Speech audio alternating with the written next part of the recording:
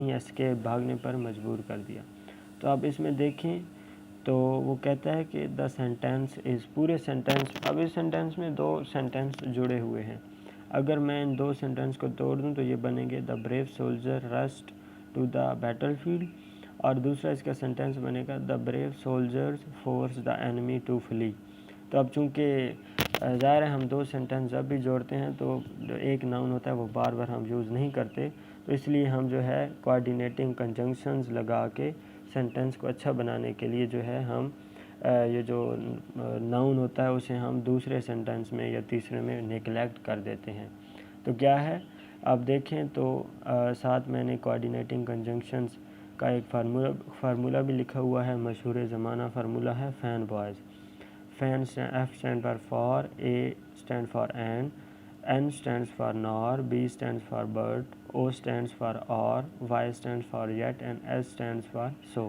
तो इन coordinating conjunctions के ज़रिए जो आपके सेंटेंसेस मिलाए जाते हैं तो उन्हें वो मोस्टली कंपाउंड सेंटेंस ही बनते हैं, यानी वो दो हों, तीन हों, चार हों, जितने भी हों और कोऑर्डिनेटिंग कंजंक्शन से जुड़े हुए हों तो that sentences are always called compound sentences. ठीक है।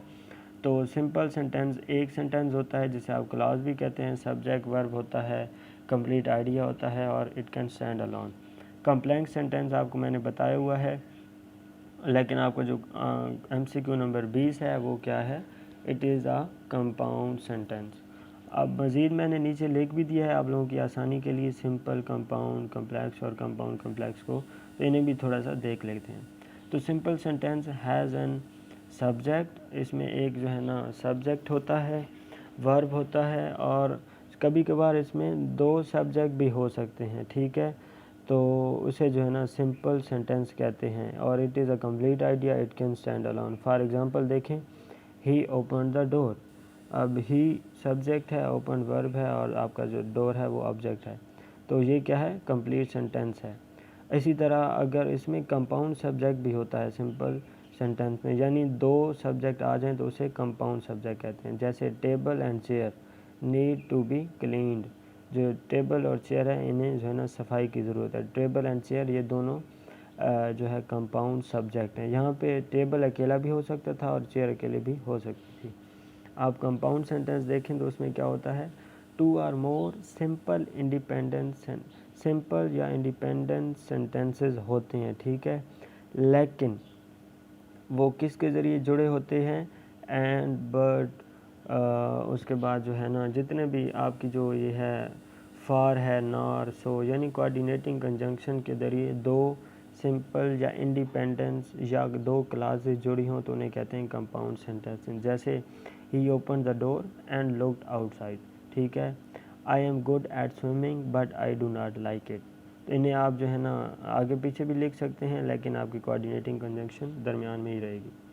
कम्प्लेक्स सेंटेंस देखें, it has a simple independence, simple या इंडिपेंडेंस सेंटेंस या क्लास होती है main class, plus a dependent class होती है या अ डिपेंडेंट सेंटेंस होता है। यानी डिपेंडेंट सेंटेंस वो जिसे मुकम्मल होने के लिए, जिसे जो है ना एग्जिस्ट करने के लिए किसी दूसरे सेंटेंस की ज़रूरत होती है।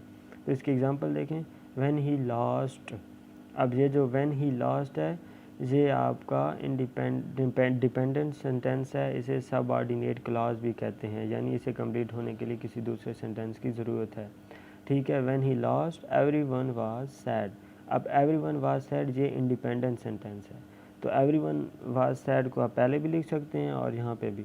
तो देखें, एक इंडिपेंडेंट सेंटेंस है और दूसरा डिपेंडेंट सेंटेंस, तो ये दो जो सेंटेंस हैं ये जब मिलेंगे तो आपका कॉम्प्लेक्स सेंटेंस बनेगा। यानी एक इंडिपेंडेंट और एक डिपेंडेंट सेंटेंस जब मिलेंगे तो they will make complex sentences. अब आ जाता है बहुत इंपॉर्टेंट है कंपाउंड कॉम्प्लेक्स।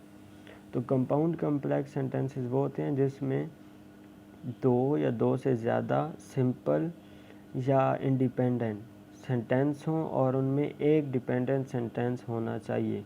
याद रखें, दो या दो से ज़्यादा सिंपल सेंटेंस और एक जो है डिपेंडेंट या जो है ना सबऑर्डिनेट क्लॉज होगी। ठीक है, एग्जांपल्स के ज़रिए मज़ीद क्लियर हो जाएगा। देखो, there was heavy traffic in the town.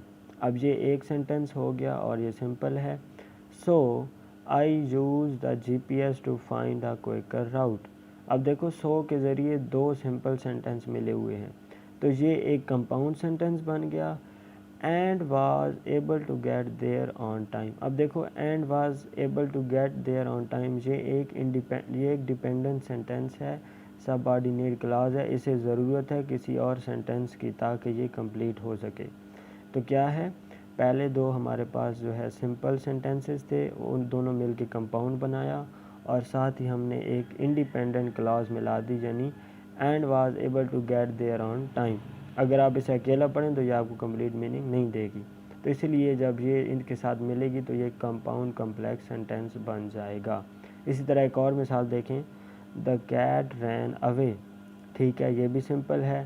But nobody was worried, nobody was worried और द कैट रैन अवे दोनों सिंपल हैं, दोनों जो है ना सब्जेक्ट वर्ब भी है, दोनों अकेले स्टैंड कर सकते हैं, तो ये दोनों मिलेंगे तो कंपाउंड। लेकिन जो तीसरा सेंटेंस है वो अकेला स्टैंड नहीं हो सकता, तो उसके आगे आप बिकॉज भी लगवाए, because he was trying to find his home, क्योंकि वो क्या है, उसे सिखाया गया था कि वो खुद घर आ सकता है। अगर हम because he was trying to find his home अकेला पढ़ें तो ये हमें कोई मीनिंग नहीं देगा, तो तभी हमें इसे जो है ना मीनिंग देने के लिए, कंप्लीट करने के लिए हमें सिंपल सेंटेंसेस की ज़रूरत पड़ेगी। तो जब दो सिंपल सेंटेंसेस और एक जो है ना डिपेंडेंट सेंटेंस जब मिलता है तो ये बनाते हैं कंपाउंड कम्प्लेक्स सेंटेंस। तो उम्मीद है आपको जो है ना ये MCQs का पोर्शन क्लियर होगा। नेक्स्ट वीडियो में हम इसका सब्जेक्टिव पोर्शन स्टार्ट करेंगे।